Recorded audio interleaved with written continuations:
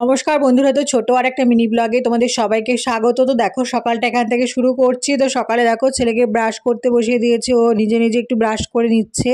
তারপরে আমি একটুখানি মেজে দেবো, কারণ ওর কাজটাও করাই ভালো। তো দেখো তারপরে সকালবেলায় টিফিনটা করে নেব।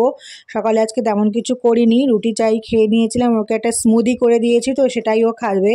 তো দেখো সকালটা আজকে খুব তাড়াতাড়ি করতে হবে, কারণ খুব কাজ।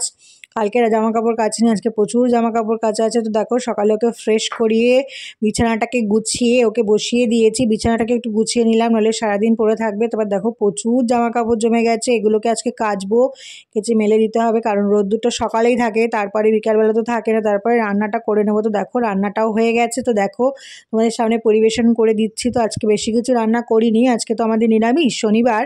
তো এখন নিরামিষ রান্না করেছিলাম, আজকে রান্না করেছিলাম সাদা ভাত। তো সাদা ভাত একটু ঘি দিয়ে নিলাম, কারণ ঘিটা দিয়ে খেতে বেশ দারুণ লাগে নিরামিষ দিনে।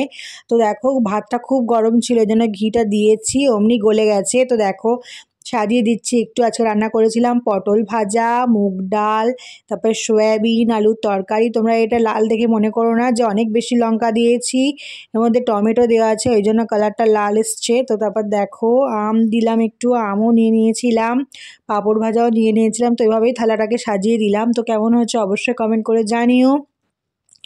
তো দেখো আজকে বেশি কিছু রান্না করিনি, এটুকু দিয়েই লাঞ্চটা সেরে নেব। তারপর দেখো একটুখানি তারপরে একটু রেস্ট করাবো ওকে, কারণ রেস্ট না করলেও তাড়াতাড়ি রেস্ট না করলে না সন্ধ্যাবেলা কাজ করতে চায় না। ওর আজকে হোমওয়ার্কও আছে আঁকার।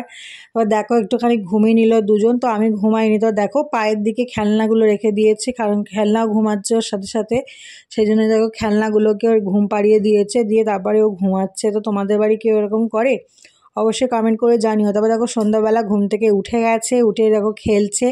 ও একটা ব্লক দিয়ে বাস বানিয়ে দিয়েছে, দেখো বাসটা কেমন হচ্ছে অবশ্যই কমেন্ট করে জানিও। তারপর একটু চা খেয়ে নিলাম আমরা।